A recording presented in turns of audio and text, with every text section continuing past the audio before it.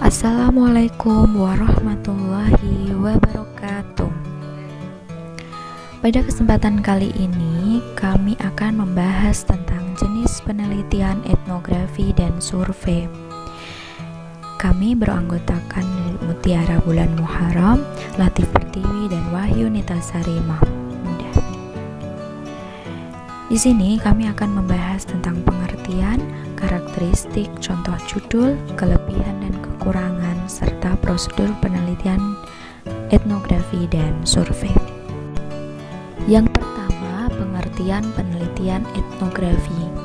Menurut Creswell, metode etnografi adalah prosedur penelitian kualitatif untuk menggambarkan, menganalisa, dan menafsirkan unsur-unsur dari sebuah kelompok budaya seperti pola perilaku, kepercayaan, dan bahasa yang berkembang dari waktu ke waktu.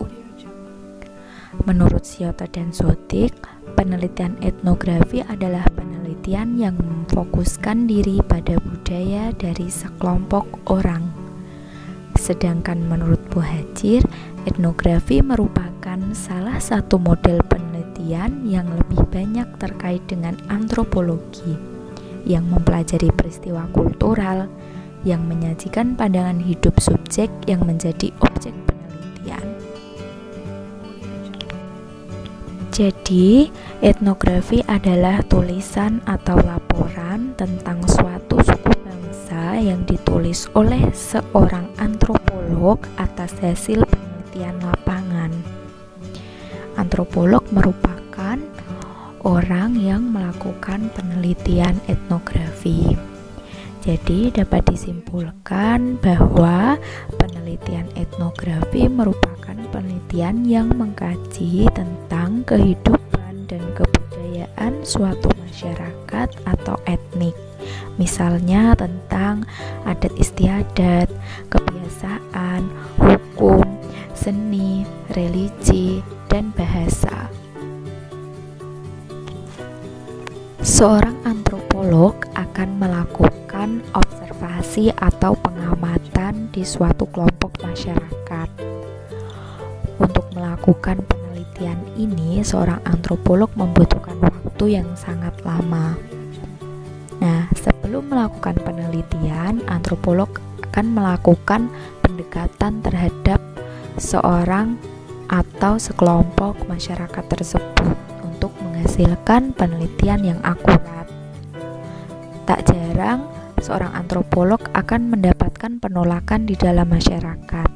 Oleh karena itu, banyak seorang antropolog yang pada akhirnya menjadi bagian dari suatu kelompok masyarakat. Bahkan ada yang menikah dengan kepala sukunya. Dalam penelitian etnografi, kita akan mempelajari tentang sistem religi, yang nantinya akan mempelajari tentang bagaimana upacara adat di suatu daerah tersebut diselenggarakan, kemudian sistem kesenian, apa saja bentuk kesenian kebudayaan yang ada di masyarakat tersebut, lalu sistem mata pencaharian, apa saja mata pencaharian yang ada di masyarakat tersebut dan apa pengaruhnya terhadap masyarakat di sana, lalu pola-pola perilaku kebudayaan di dalam masyarakat tersebut. Selanjutnya tentang karakteristik penelitian etnografi menurut Creswell. Yang pertama, tema budaya. Tema budaya ini, seorang etnografer biasanya mempelajari tema budaya yang berasal dari antropologi budaya. Yang kedua, kelompok budaya.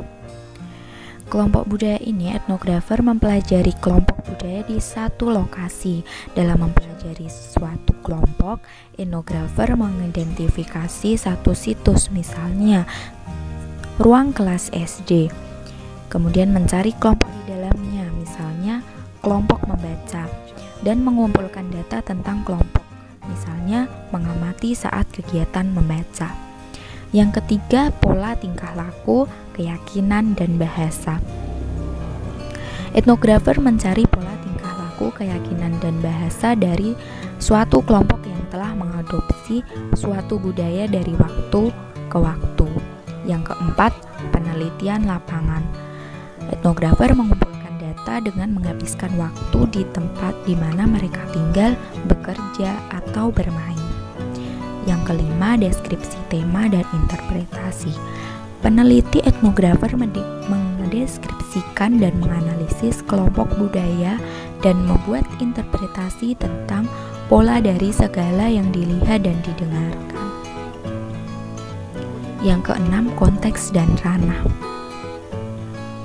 Peneliti menyajikan deskripsi, tema, dan interpretasi dalam konteks atau dari kelompok budaya.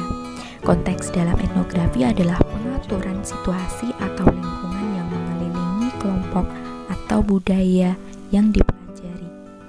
Yang terakhir, refleksi peneliti. Dalam etnografi, refleksivitas merujuk pada kesadaran dan keterbukaan peneliti untuk membahas bagaimana dia menjalankan perannya, sambil tetap menghargai dan menghormati lapangan dan para partisipan.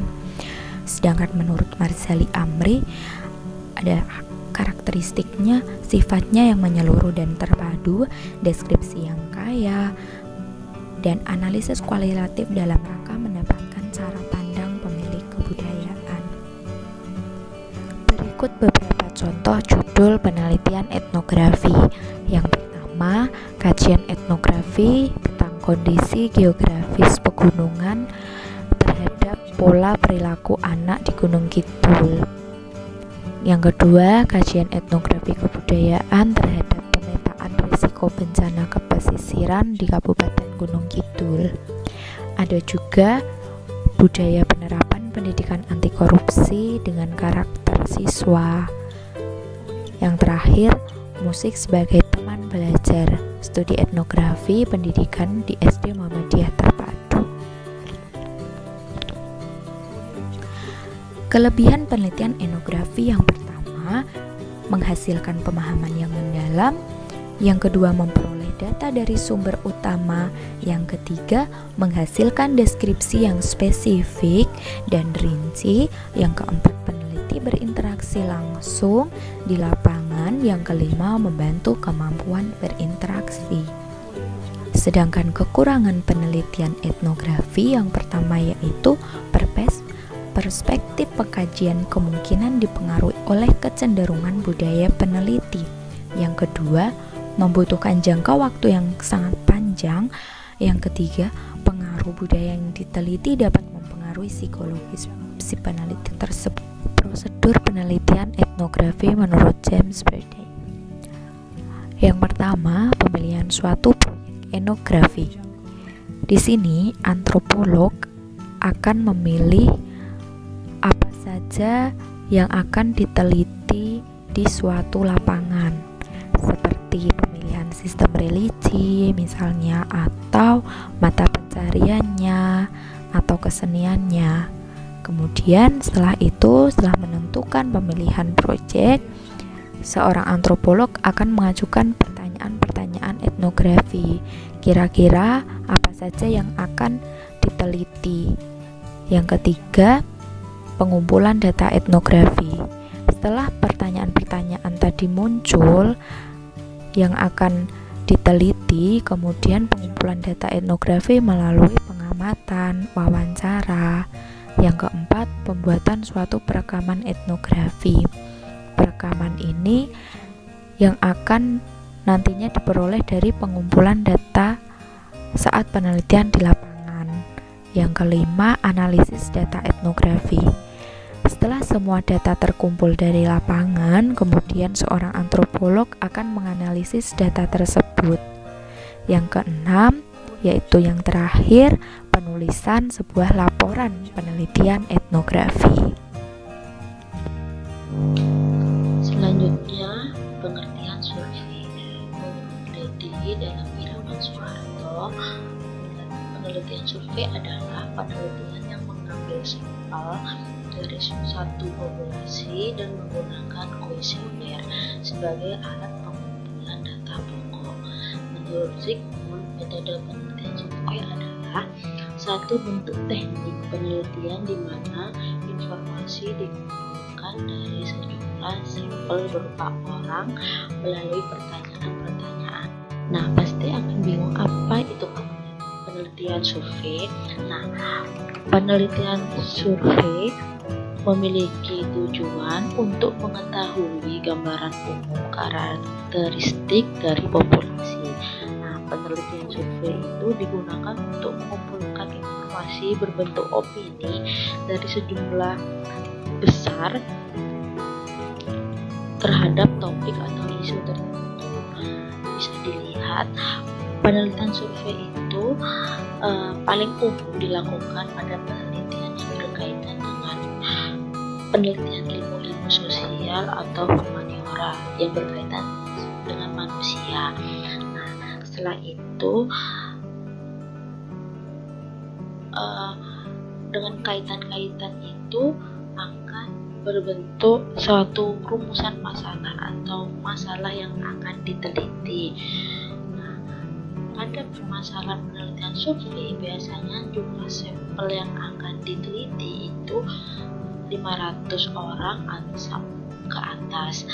Nah, sebelum itu untuk menentukan banyaknya yang akan disurvei, pastinya kita akan merumuskan populasi penelitian yang akan digunakan. Nah, setelah merumuskan populasinya, kita akan menentukan wilayah populasi penelitian di mana yang akan digunakan. Contoh sekabupaten atau seprovinsi seperti itu. Nah, setelah menentukan wilayah populasi, menyusun rencana pengambilan sampel yang mencangkup rancangan pengambilan sampel itu ukurannya seperti apa, waktunya, dan frekuensi pengambilan sampelnya seperti apa. Jadi tentunya dalam penelitian survei itu ada batasan-batasan. Nah, selanjutnya setelah menyusun rencana pengambilan sampel, merancang kerangka pendekatan masalah dengan menentukan identifikasi variabelnya, ya variabel bebasnya, variabel tingkatnya, seperti itu. Nah, jadi dapat disimpulkan penelitian survei itu sendiri merupakan penelitian yang mengumpulkan informasi dari suatu sampel dengan menanyakan melalui angket atau interview supaya nantinya menggambarkan berbagai aspek dari populasi dan menggunakan kuesioner sebagai alat pengumpulan data. Karakteristik penelitian survei ada 5. Yang pertama yaitu logis. Nah, penelitian survei itu dilaksanakan dengan menggunakan prosedur berpikir logis dalam artian rasional. Nah, cara kerja yang tidak rasional tidak dapat dipakai dalam metode penelitian survei. Secara lebih spesifik, penelitian survei itu menggunakan cara berpikir deduktif dan induktif seperti diuraikan dalam pendahuluan. Penelitian survei sangat erat kaitannya dengan paradigma positivisme. Nah, selanjutnya adalah deterministik. Sebagai konsekuensi secara berpikir logis tersebut, penelitian survei harus menentukan sistem atau kerangka berpikir terlebih dahulu yang setelah saya jelaskan tadi dan membangun hipotesis untuk dibuktikannya. Hipotesis tersebut bersifat eksplanatif terhadap variabel-variabel yang terkait. Eksplanasinya dapat berupa eksplanasi mengenai korelasional maupun hubungan kausal atas beberapa fenomena yang dijadikan variabel. Selanjutnya adalah general. Nah, penelitian survei yang notabene menggunakan sampel dalam penelitiannya tidak dimaksudkan hanya untuk menjelaskan sampel dimaksud saja, melainkan untuk digeneralisasikan secara lebih luas sampai kepada cakupan populasi. Jadi penelitian survei itu disebut bercirikan umum atau general. Nah, keumuman di atas terkait itu ada dua hal. Yang pertama, sang peneliti dapat melakukan replikasi terhadap temuan-temuannya pada beberapa sub kelompok. Yang kedua, temuan-temuan penelitian terdahulu dapat direplikasi oleh peneliti berikutnya atau direplikasi pada sampel-sampel atau sub-sub kelompok lainnya. Jadi bisa mereplikasi dan penelitian yang sudah peneliti dahulu yang dibuat. Nah, yang keempat, parsimonius. Nah, penelitian survei kan penelitian yang hemat karena beberapa hal. Nah, pertama, untuk meneliti populasi itu yang besar, seorang peneliti dapat menghemat energinya dengan cara mengambil sampel. Kedua, untuk meneliti fenomena yang rumit dalam kehidupan yang mengandung banyak unsur yang saling terkait satu sama lain, seorang peneliti dapat menggunakan kerangka berpikir yang dimodelkan dari hubungan-hubungan antar variabel. Nah, yang ketiga, untuk menganalisis data, sang peneliti dapat menggunakan komputer atau laptop sehingga analisis dapat dilakukan secara efisien, seperti yang pengetahuan teknologi informasi yang sudah berkembang saat ini. Biasanya sampel atau digunakan dengan menggunakan Google Form misalnya. Yang selanjutnya adalah spesifik. Nah, penelitian survei itu disebut spesifik karena sebelum mengambil data, sang peneliti harus menyusun definisi operasional terhadap variabel-variabel yang diteliti. Di samping itu, terkait data lapangan, instrumen pengambilan data harus dijamin validitasnya. Akibatnya nanti data yang akan diperoleh itu apa? Nah, ini ada dua contoh judul penelitian survei. Yang pertama, pengaruh aplikasi TikTok terhadap perilaku ekstrovert siswa kelas 6. Yang kedua, respon kepuasan pengguna lain terhadap fasilitas kirim pesanan. Saya contohkan satu, pengaruh aplikasi TikTok terhadap perilaku ekstrovert siswa kelas 6. Nah, judul ini peneliti bisa mengambil sampel kelas 6 sesuai dengan wilayah yang akan peneliti lakukan, apakah sekabupaten atau seprovinsi. Kita contohkan satu kabupaten. Nah, kita melihat pengaruh apa saja sih TikTok itu terhadap ekstrovert siswa. Jadi dengan hal itu, pada hal itu akan muncul satuan-satuan sampel, kerangka sampel yang akan diteliti. Agar tidak meluas, biasanya terdapat batasan-batasan penelitian survei seperti itu. Nah, kelebihan penelitian survei yang pertama, melibatkan banyak orang untuk mencapai generalisasi atau kesimpulan yang bersifat umum yang dapat dipertanggungjawabkan. Yang kedua, digunakan berbagai teknik pengumpulan data seperti angket, wawancara, observasi, ya menurut pilihan si peneliti. Yang ketiga, masalah-masalah yang sebelumnya tidak diketahui atau diduga sehingga sekaligus bersifat eksploratif. Yang keempat, dapat membenarkan atau menolak teori tertentu. Nah, yang kelima, biaya yang akan digunakan lebih murah. Nah, adapun kelebihan pasti ada kekurangan. Survei biasanya meneliti pendapat atau perasaan populasi yang tidak mendalam, apalagi bila digunakan angket. Kedua, pendapat populasi yang disurvei antara lain mengenai soal-soal yang mengandung unsur-unsur emosi dan politik. Yang ketiga, tidak ada jaminan bahwa angket dijawab oleh seluruh. Nah, yang ini adalah prosedur penelitian survei atau langkah-langkah penelitian survei. Yang pertama, menentukan permasalahan, mencari masalah apa yang akan diangkat. Ya, contoh yang seperti yang judul tadi, menentukan pengaruh TikTok kepada ekstrovert siswa kelas 6. Nah, itu nanti kita observasi, pengalaman, atau melalui bantuan media. Nah, dalam perumusan masalah dapat dijelaskan definisi, asumsi, dan lingkup yang menjadi batasan penelitian. Yang kedua, hipotesis. Nah, adalah menebak secara ilmiah dan logis tentang pemecahan suatu permasalahan penelitian atau dugaan sementara yang memerlukan jawaban secara ilmiah. Yang ketiga, menentukan tujuan penelitian. Penetapan tujuan survei dilakukan dalam rangka menunjukkan fokus perhatian dan upaya yang akan dilakukan dalam penelitian tersebut. Selanjutnya, menentukan tipe survei. Nah, mempertimbangkan tipe, ruang lingkup, dan karakteristik komunitas.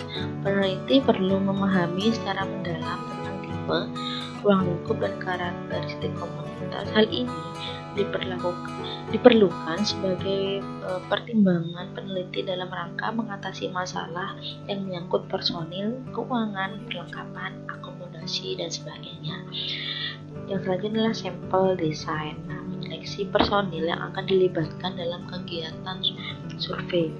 Personil yang akan dilibatkan dalam kegiatan survei itu perlu diseleksi sesuai dengan tingkatan kepakaran yang dimilikinya, seperti kemampuan dan pengalaman mereka mengenai teknik survei, penguasaan teknik pengumpulan data dari lokasi survei melalui wawancara, observasi, dan lain-lain.